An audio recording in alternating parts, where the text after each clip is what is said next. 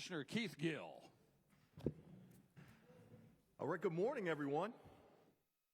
So that video is our new PSA and highlights our campaign about rising. And so that's the theme of my remarks today. It's really the theme of Media Day, is the ascension and the momentum that we have in the Sun Belt Conference. So I welcome you all to beautiful New Orleans.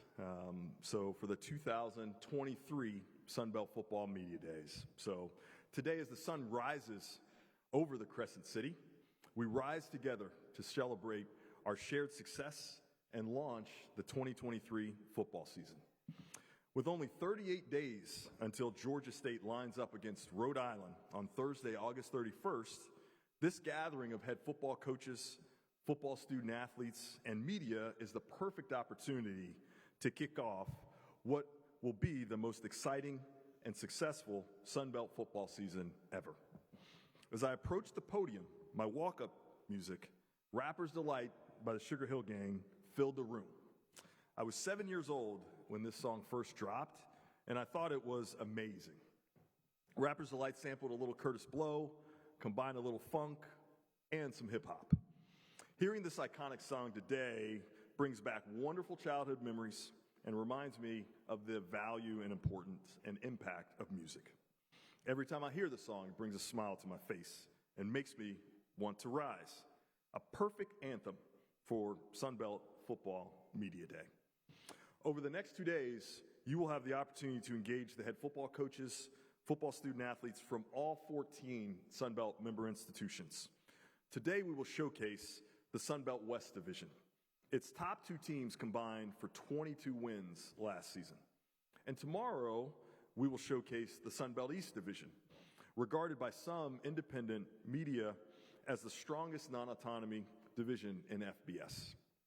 In addition, Sun Belt Coordinator of Football Officiating, John McDade, will review new rules for the 2023 football season and provide valuable insights into the complex nature of college football officiating at the highest level. His presentation will also give you an understanding of the intricate topics discussed during the weekly Monday officiating reviews that he, Kathy Keene, Travis Llewellyn, and I have during the regular football season. To the media in attendance, we appreciate you taking the time to be with us today in this fantastic city to celebrate Sun Belt football. You have been essential to our rise over the last 2 decades. In addition to interacting with Sun Belt coaches, players, administrators, and staff, we hope you find time to enjoy the best food and music in the world over the next 2 days in New Orleans. I'm pleased to announce that for 2024 and 2025, Sun Belt Football Media Days will once again be held in this great city. The 2024 event will be July 23rd and 24th, and the 2025 kickoff will be July 22nd and 23rd at the New Orleans Marriott Warehouse Arts District Hotel. We are excited to host this event in this great city for another 2 years. Also, thank you to our loyal fans watching us live via ESPN+. You always rise to support us. We are proud to produce this event in the Sun Belt Conference Bank Plus studio in the Superdome. This year, we will produce more than 100 events in our studio. Please know that we appreciate your support and strive to provide you with top quality contents across our spectrum of events. As I stand here feeling the energy and absorbing the excitement in the room, it feels like Christmas in July. But this would not be the case without the tremendous planning and execution of this event by the Sun Belt Conference staff. We are fortunate to have an excellent staff, and I want to take a moment to acknowledge them and the hard work required to make this event second to none. I also want to thank the Sun Belt Conference member institutions' presidents, chancellors, directors of athletics, coaches, administrators, faculties, and student athletes for their dedication and commitment to excellence. The Sun Belt is rising. It is essential to honor the hard work of individuals past and present who laid the foundation on which our current success is built. Without them, we would not have risen to where we are today. First and foremost, we honor the current Sun Belt football coaches and student athletes that are in attendance for our football media days. Your commitment on and off the field is the primary reason the Sun Belt continues to rise. Thanks to you, the 2022 season was an extraordinary football year for the Sun Belt, and the future is bright. At this time, I would like to take a moment to applaud your efforts. Let's give a round of applause to all of our football coaches and student athletes.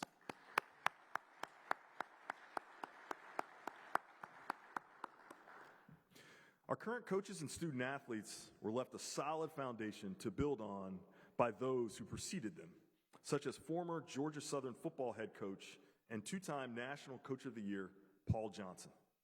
Coach Johnson will be inducted into the College Football Hall of Fame this December. He achieved an impressive record of 62 wins in 5 seasons at Georgia Southern. During this time, Georgia Southern won 2 national championships and 5 conference championships, while making the NCAA playoffs each year he was the head coach. Please join me in a round of applause honoring Coach Paul Johnson as a 2023 College Football Hall of Fame inductee.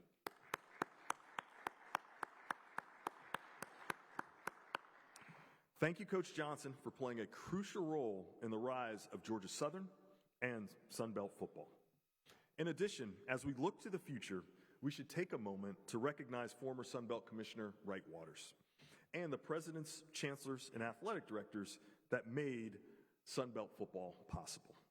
Wright Waters served the Sun Belt from 1999 to 2012, and it was his vision for Sun Belt football that allow us to gather today. The inaugural Sun Belt football season was 2001, and over 20 years later, we have grown into a conference that has multiple nationally recognized programs, posting double-digit wins annually and teams regularly ranked in preseason and postseason polls. It has been a credible ride for the Sun Belt football, and the best is yet to come. We owe this rising momentum to individuals like Paul Johnson and Wright Waters, who had the vision, dedication, and passion to put Sun Belt football on a solid foundation. We are truly thankful to all those before us who contributed to our current success. The Sun Belt is rising. Last year, we welcomed 4 new members to the Sun Belt Conference. The expansion process began with our current members at the time expressing their 100% commitment to the Sun Belt and ended with 4 exceptional schools joining those 10. This recognition by 14 outstanding schools that the Sun Belt is rising resulted in what may have been the best season in the history of Sun Belt football. Last season, in weeks 1 and 2, Old Dominion beat Virginia Tech, Marshall won on the road at Notre Dame, App State won on the road at Texas A&M, and Georgia Southern won on the road at Nebraska. Last season, our top 3 teams combined for 31 wins. Troy finished the season ranked in the top 20 and currently has the second longest winning streak in the country behind Georgia. App State hosted ESPN College Game Day, and Troy finished the year as one of 2 two-loss teams from an FBS non-autonomy conference. The Sun Belt had a more than 50% increase in representation on All-American teams. The Sun Belt had a record number of teams participate in postseason bowl games. In addition to these accomplishments from the 2022 season, the new 14-team Sun Belt also continued to build on a history of excellence. Since the inception of the college football playoff in 2014, the Sun Belt leads FBS with a 614 bowl winning percentage. Since 2020, just 10 FBS programs have won more than 75% of their games, and the Sun Belt is tied with the SEC, the Big Ten, and the Big 12 with 2 teams on that list. Coastal Carolina is 31-9 with an 816 winning percentage over that time, and Louisiana is 29-9 with a 763 winning percentage over that time. The Sun Belt has had multiple 10-win teams for 5 straight seasons. The Sun Belt has had a team ranked in the final CFP rankings for 4 straight seasons. While football media days are an excellent opportunity to celebrate the accomplishments of our football programs, I would be remiss if I did not acknowledge the success of our other sports. The Sun Belt had a banner year in 2022 and 23. We had 4 top 100 net men's basketball teams and multiple NCAA championship teams in baseball, softball, men's soccer, and men's golf. Also, Troy was one of 2 FBS schools to win at least 12 football games, 20 men's basketball games, and 40 baseball games, while Louisiana was one of only 12 FBS schools to earn a bowl or NCAA championship opportunity in the sports of football, men's basketball, softball, and baseball. Today is a day to honor football, but our mission as a conference is to be relevant and rise in every sport we sponsor. Looking forward to 2023, our competitive success and momentum have positioned us for great expectations. We expect to be the best non-autonomy FBS conference and earn a spot in a New Year's Day Bowl or the college football playoff. Those are our ultimate goals each season, and we will not shy away from those great expectations. While success on the field has fueled the momentum of the Sun Belt, regional rivalries are our foundation. Those rivalries are a critical part of our conference DNA and differentiate the Sun Belt from many other leagues. The Sun Belt Conference is 14 universities and 10 contiguous states. The conference presidents, chancellors, and athletic directors thoughtfully assembled a conference with compelling matchups, passionate fan bases, winning football traditions, and competitive games. And we all rise together. The carefully constructed design of the Sun Belt has paid dividends on the field and with college football fans. Last year, 35 million people watched Sun Belt football on television, close to a 100% increase over the previous year. The Sun Belt is rising. While Sun Belt momentum has been fueled by quality leadership, winning on the field, and a winning membership structure, there are 3 external partners that are indispensable to our long-term success. Our media partner ESPN, the college football playoff, and our bowl partners. We are thankful for our partnership with ESPN and the support that they provide.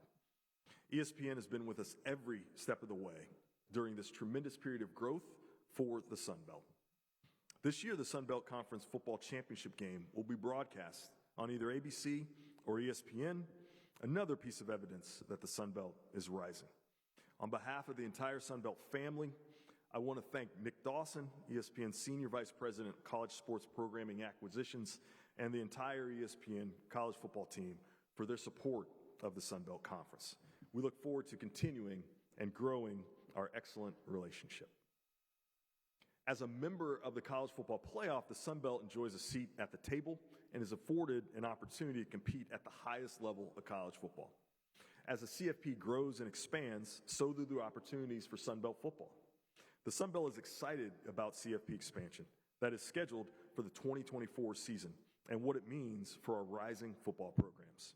I would like to take a moment to acknowledge College Football Playoff Executive Director Bill Hancock. In June, Bill announced that he will be retiring from his role with the CFP. I first met Bill when we worked together at the NCAA when I was an intern and he was a director in the men's basketball staff.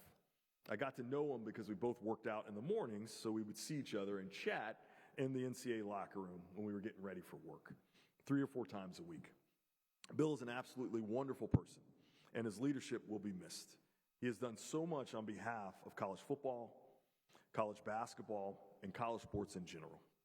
We all owe Bill our thanks and gratitude for his work with the BCS, the CFP, and the Final Four. We have 2 years to honor his service and contributions, but I did think it was important that we recognize him at this event celebrating Sun Belt football. While the CFP is our ultimate goal each year, our conference bowl partners are key to our success as a football league. We currently have 5 outstanding bowl partners: R&L Carriers New Orleans Bowl, the 68 Ventures Bowl, the Camellia Bowl, the Cure Bowl, and the Myrtle Beach Bowl. Last year, we had a record 7 teams participate in postseason bowls. The Sun Belt continues to explore options to expand our number of bowl partners to accommodate our rising success and the growth of our conference. The Sun Belt will look to add 2 to 3 primary bowl partners in the not-too-distant future, and will continue to work with the NCAA to expand our opportunities to engage with primary bowl partners before the end of the current bowl cycle. The Sun Belt is rising. The majority of the next 2 days will focus on the athletic side of college sports. However, we must continue to remind people about the value of education and a college degree. We must advise and teach young people the value of the opportunity to change their trajectory in life. This is what college sports does. Most student athletes will not make life-changing money through NIL or becoming professional athletes. They will achieve their maximum value by earning their college degree. Educating and graduating students is the most important thing that we do. We are preparing young men and women with the life skills to rise, to thrive, and to achieve their dreams. As a first-generation college graduate, this commitment is personal to me. It is why I got into higher education in the first place. Last year, NCAA member schools provided more than $4 billion in scholarships to student athletes, and Sun Belt institutions provided almost $100 million, which is about 3,100 full scholarships to the more than 6,700 Sun Belt student athletes. As we think about winning and national rankings, name, image, and likeness, and the transfer portal, we cannot forget the most important outcomes of the collegiate experience for a student athlete are the education they receive, the graduation, and their personal growth. Despite some of the challenges and trouble, all of us who work in college athletics should be proud of our investment in the lives of students and the positive results from those efforts. The key to maximizing these goals for our student athletes and guiding us through a new era of complex legal proceedings and NCAA changes will be new NCAA President Charlie Baker. Sun Belt presidents, chancellors, and athletic directors had the opportunity to visit with President Baker a few months ago. He is off to a really good start, and I'm encouraged by his leadership and his approach, and I'm optimistic that he can steer the NCAA through the current web of issues and help create a stronger and more effective NCAA. One of the most problematic issues that we and President Baker must work towards is a resolution on name, image, and likeness. We need a congressional solution for NIL. The various differing state laws do not work effectively and have created a system that is not sustainable. We need a solution that will bring transparency to the marketplace and provide a package of consumer protections to student athletes and their families from sometimes illegitimate, fraudulent, and misleading offers that result in harm and not benefiting the student athletes and their families. A federal law that blocks state legislatures from trying to outdo other states with laws that effectively reduce accountability and create more opportunities for abuse is really important. NIL should not be about pay-to-play and inducements, and any federal bill should affirm the prohibition in recruiting inducements and boosters taking a role in the recruitment of student athletes. We must also work together to protect the integrity of the game and limit the influence of gambling. From a competitive standpoint, there's nothing more important than ensuring fair competition and integrity of contests, and the proliferation of gambling can really pose a risk to these efforts. We can successfully work through these issues and rise together. It has been a pleasure this morning being with you to share our success and story and our momentum with you. As we begin 2 days celebrating Sun Belt football, the Sun Belt Conference has never been stronger. Thank you for your support and for being with us for Sun Belt Football Media Days. We are 14 universities in 10 contiguous states, and we are rising. I will open the floor for any questions. Thank you, Commissioner. We'll now take questions for Commissioner Gill. And for those of you in the room, if you have a question, we ask you to please raise your hand and wait for a microphone to come to you. And we would ask you to please state your name and your media affiliation before asking your question. And for those of you watching in on Zoom, we ask you to please type your questions into the chat room, and I will read those aloud. So any questions for Commissioner Gill from here in the room?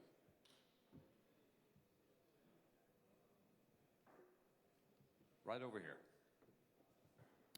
Hey, Commissioner. Jarvis Heron with WHSV TV in Harrisonburg, Virginia. I wanted to ask you about James Madison and their impact, immediate impact, if you will, in the Sun Belt Conference, and just kind of what that means for them going forward. as they are still in that transition period. It seems like they're, in a way, set up well with the college football playoff expanding next year. I just want to see if you could expand kind of on the impact they've made on the conference. Yeah, no, that's a great question. You know, we are so excited to have James Madison in the league. And if you think about their first season in the league from a football standpoint, being ranked, finishing with the best conference record on the Eastern Division, they really had an unbelievable year in football, and then across all their sports, you know, winning the championship, Sun Belt Championship in volleyball, also winning the women's basketball championship. So James Madison is well positioned, certainly from my time in D.C. and Virginia. I had a chance to watch their development and watch that growth, and we can't be more happy with their impact on our league, and the future for them is bright, and as they grow, this conference will grow.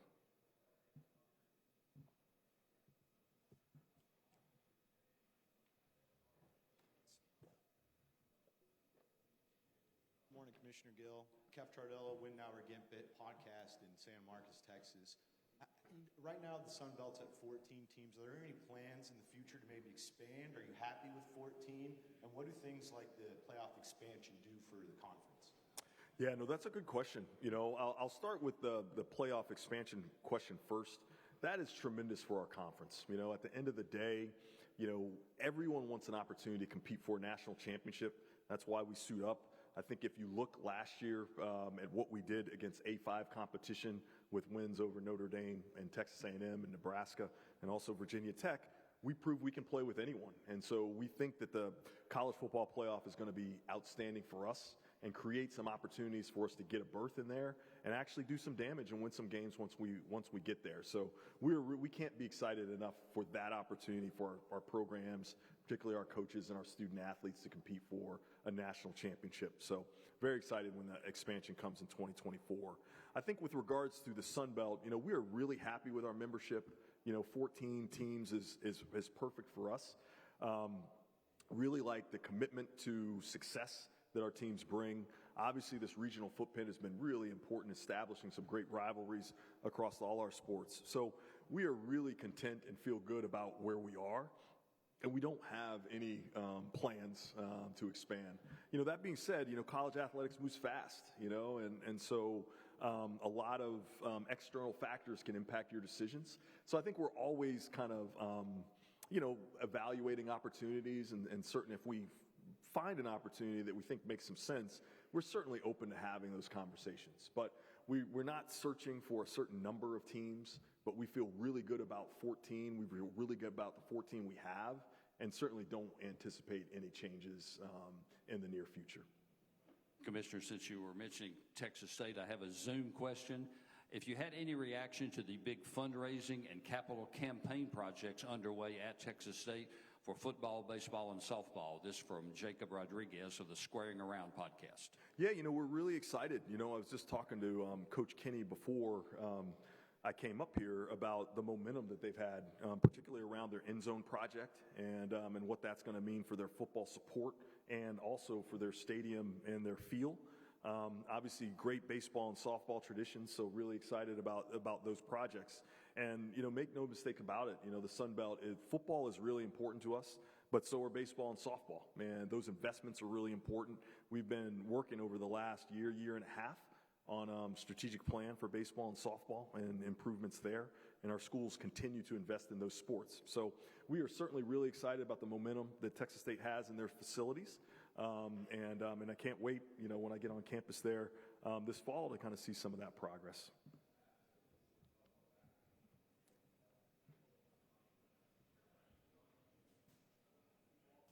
Hi, Jackson Hepner from the Breeze JMU Student Newspaper.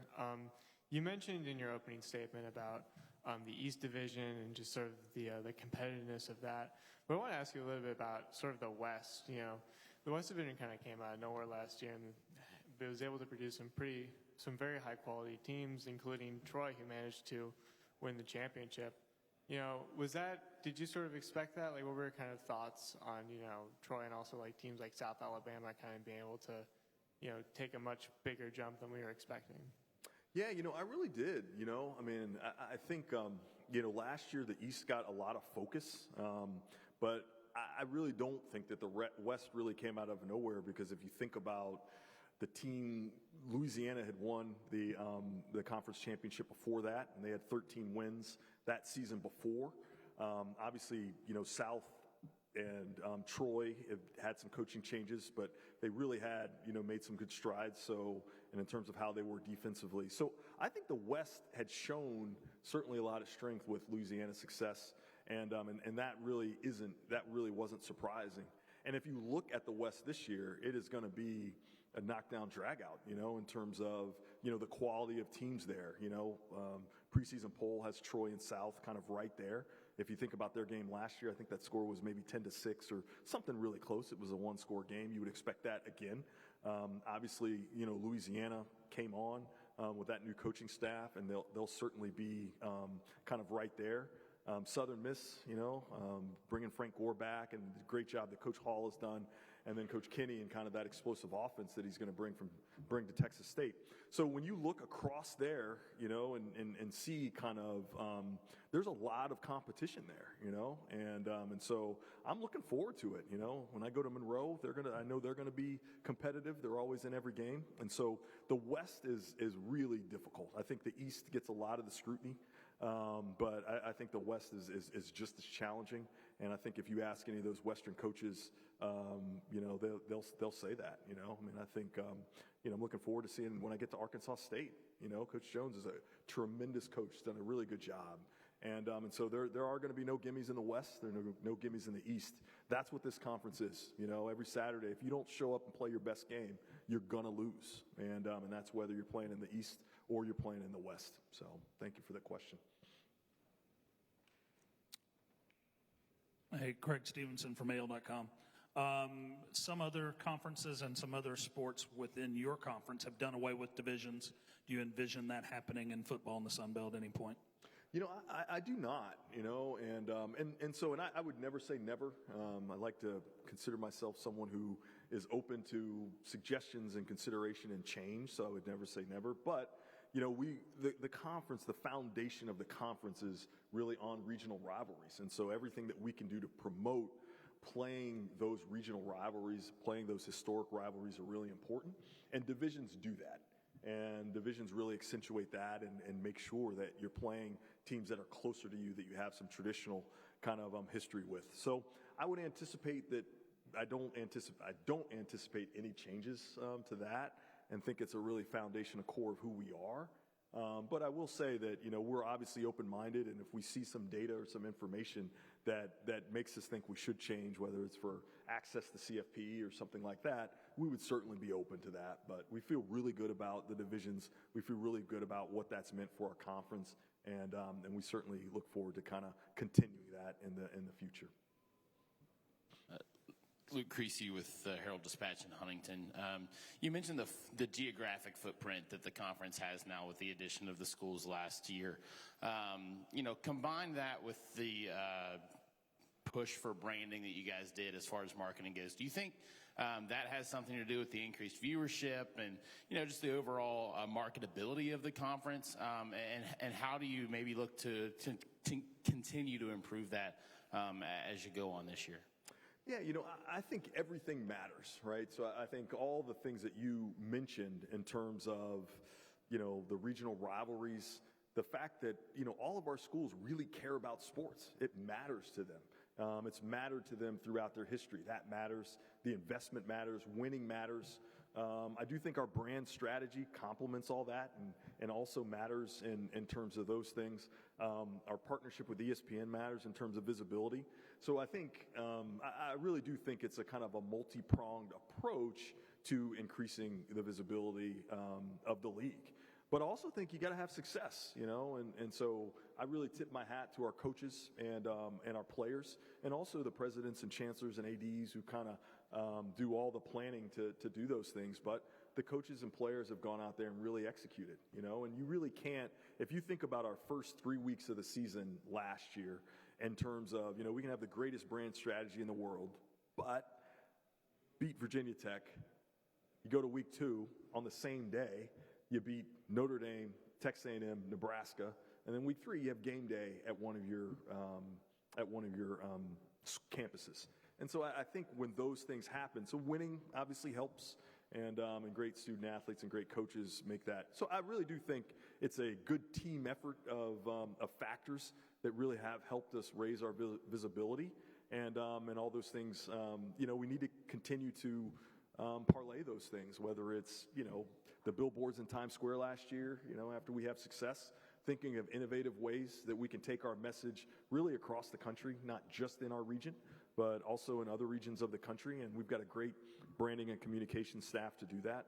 So I think we do have strategies that, we try to activate to be ready for success.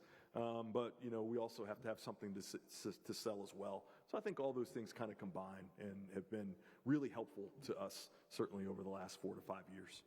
Thank you, Commissioner. We apologize to those of you in the room. We did not get to get your questions, and to those of you on Zoom, in order for us to stay on time with our first football team to come up. We appreciate it, Commissioner, and he will be around for a while to take any questions from here in the room. But if you will give